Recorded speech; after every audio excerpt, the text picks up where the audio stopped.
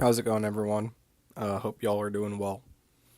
I wanted to make this video on saving your first $1,000 because when I was working to save my first $1,000, I didn't really see anyone talking about this. I saw people talking about 10K, which is really cool.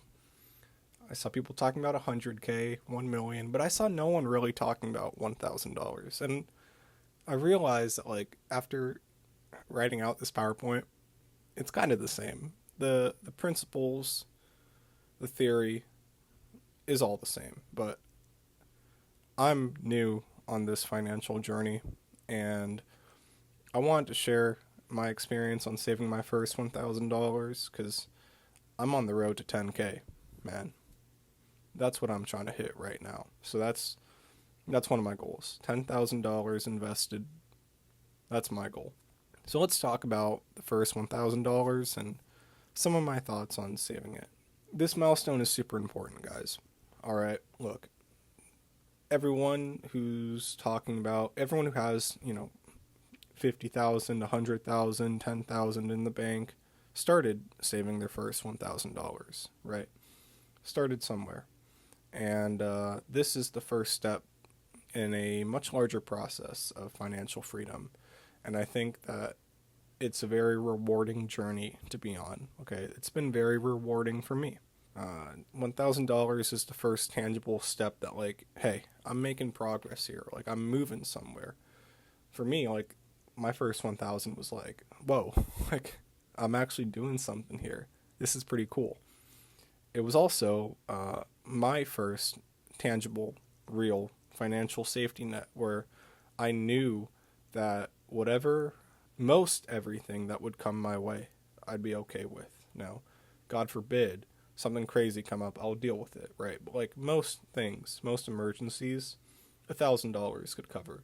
So I felt very comfortable in life, like just very comfortable being like, okay, I got things covered. Things happened to me after I saved up over $1,000, right? And I'm like, okay, well now, like, that's cool with me. Like, I'm good with it. Like, I could cover this expense. Also, just having some money in the bank saved up builds confidence and discipline for other aspects of life. And you'll see the more I talk about, like, steps to take, you may be able to pick up some of those different disciplines, right, that you would build up just by saving money. So, how do you do it? Okay, how do you save up your first $1,000? It's a lot easier than you may think, okay? But in order to do it, you got to follow a few steps and break it down a little bit. Like, so the first one is to set a clear time frame, all right? Now, it may feel impossible, but with time, like, this can be done. This is totally doable, totally tangible. For me, I found it best to say, okay, I want $1,000 saved in, 1 month or 3 months, 5 months, or 10 months, right? Be able to set a clear time frame. Because for me, when I had my time frame, I was able to divide it up by paychecks that I would get, right? So let's say I want to save $1,000 in 4 months. That would mean $250 per month. And I would put $125 from each paycheck aside for each time I got paid, right? Each time I got paid, 125 just automatically goes in the bank. Each month, that's $250. And then in 4 months, I have $1,000, right? I also had to track my spending. So I did an audit of my bank statements. Like, I would print out my bank statements from each month. When I first set out on this goal, I printed out my bank statement from the month before. And I was like, okay, what am I spending on? What are my reoccurring spending habits? And what are the subscriptions in here that I forgot about? And you best believe every subscription service that I had that I forgot about or wasn't using, I was calling up, I was canceling. Every reoccurring investment, like for me, I love to eat at In-N-Out, man. I'll just say it, dude. I love eating at In-N-Out, okay? And if I'm not careful, I'll be there every day, bro. Like I'm not even kidding. And I saw those types of habits. I was like, damn, I went to In and Out like 17 times this month. That's something I should be aware of. That's something I should cut down on. So, tracking my spending helped me a ton. Utilizing no spend days, guys. Look, I have on my calendar on my laptop, right? I have specific days of each week that are no spend days. And I don't plan them out like this week, like, oh, I think Wednesday is going to be a no spend day. Like, no, I have like set no spend days, like set days where I'm like, I'm not going to spend money today, right? And every day I wake up before work and I see that calendar and I'm like, yeah, I'm not going to spend money today. And then on my spending days, it feels rewarding to go and get an In-N-Out burger. It feels rewarding to be able to go out and like have some fun, right? Be able to enjoy myself. But the most important thing is I needed to understand where my money is going each week and each month. All right? In this time period, I would have been able to tell you exactly how much money I was spending at each place on each day, because after each week, I was checking through on my banking app on my phone. I was checking through my bank statements, seeing, okay, how much am I spending on food? How much am I spending here? How much am I spending there? And I would know, like I knew, I still know, like how much I'm spending, what my net worth, like all these things. Like I know, because if I don't know where my money is going, how am I going to be able to save it? Right? Like if I don't know where my money is going, dude, how am I going to be able to control it?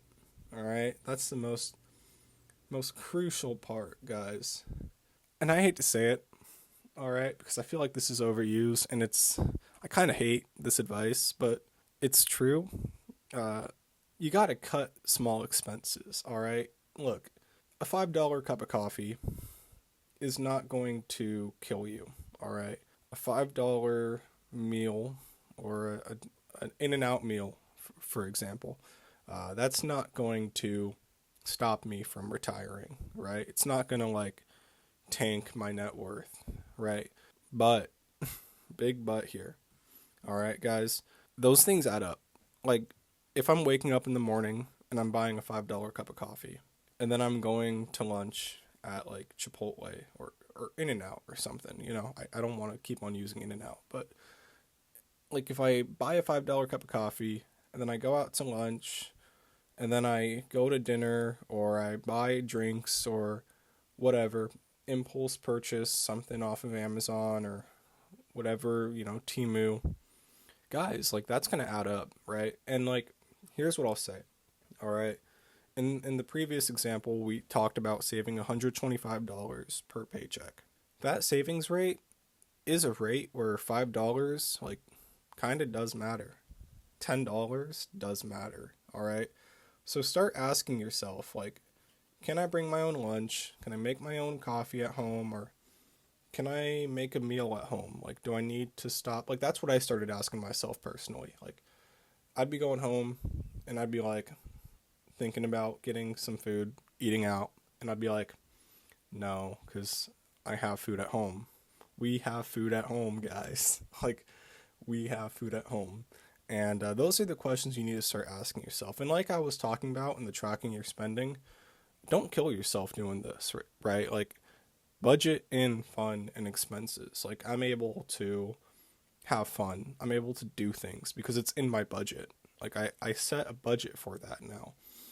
Another side note that I'll add to this is now that I have a little more money, I do a little calculation and I'm like, okay, so my net worth is let's say 3,000.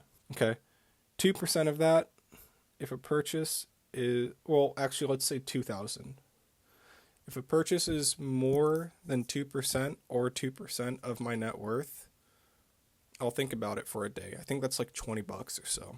$20. Right? If a purchase is more than 2% of my net worth, so like once I pass this 1,000 benchmark, right? Now I started utilizing that. If a purchase is worth more than 2% of my net worth, I'll sit on it. I'll sit on it and I'll think about it for like a day. If a meal is worth more than 2% of my net worth, then I'll ask myself, like, why am I doing this meal? Why am I eating out in this way? Like, is it with a friend?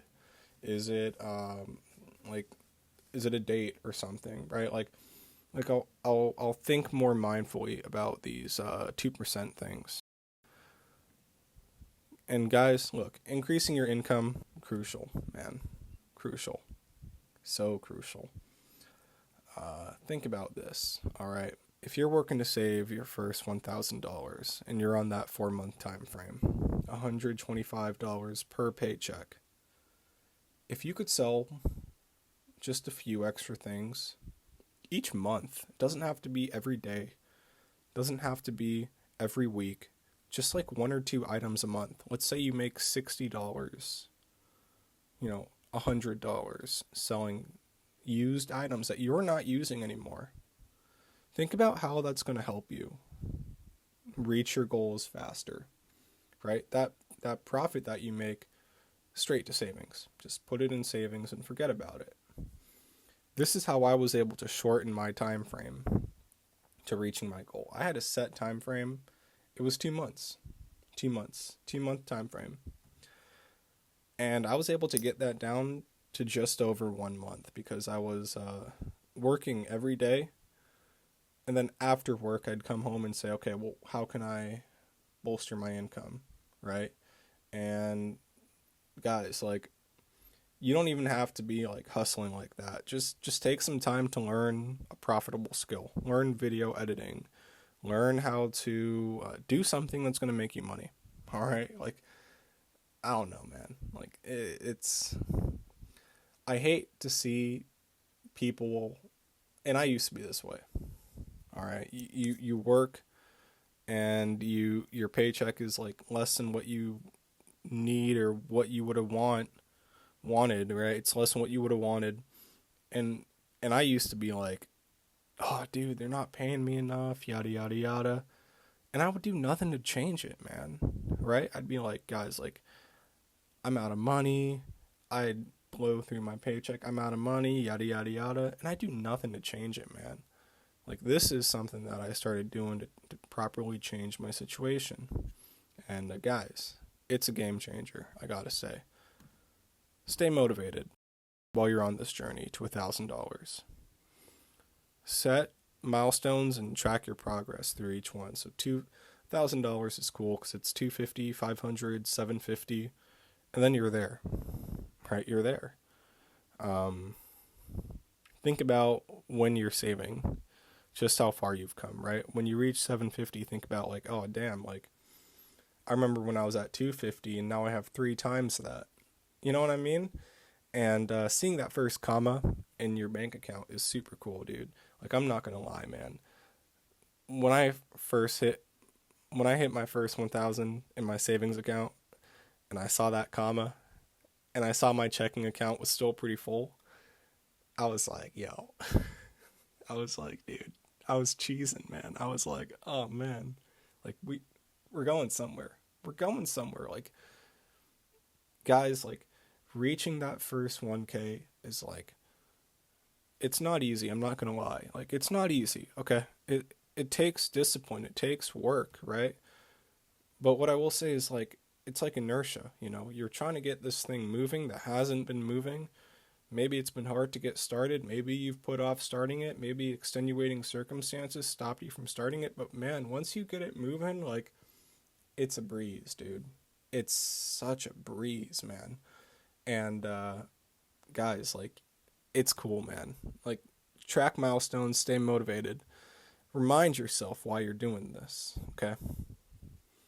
So the $1,000, bro, like, that's such a rewarding step because, like, it's the first tangible thing. It's the first footprint. It's the first real footprint that's in the sand of this pathway that you're walking, all right?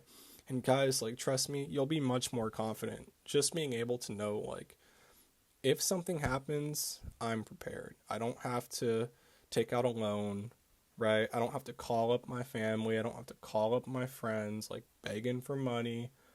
I got this.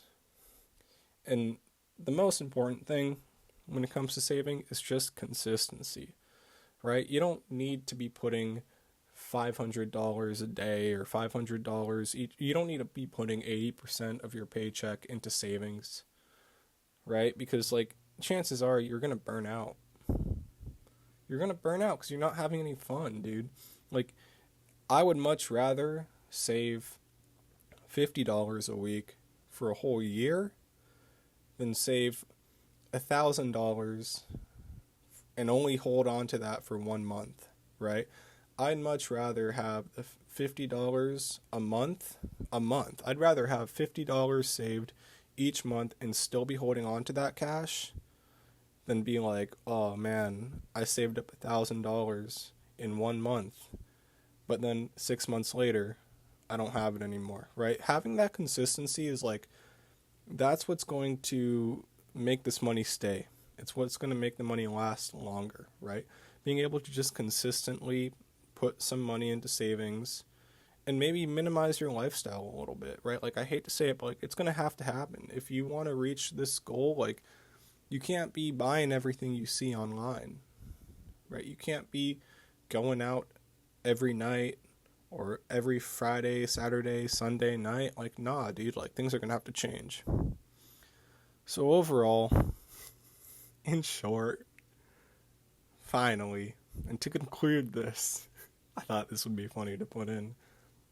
But in all seriousness, guys, saving your first 1K, bro, like, it's going to fundamentally change who you are. Like, I'm I don't know what else to say. Yeah, I don't see anyone talking about this, man. And when I was saving up, like, I wanted videos I could relate to, you know? Things I could be like, yeah, I am feeling that right now, you know? I am doing that right now. So yeah, I just wanted to share this with y'all.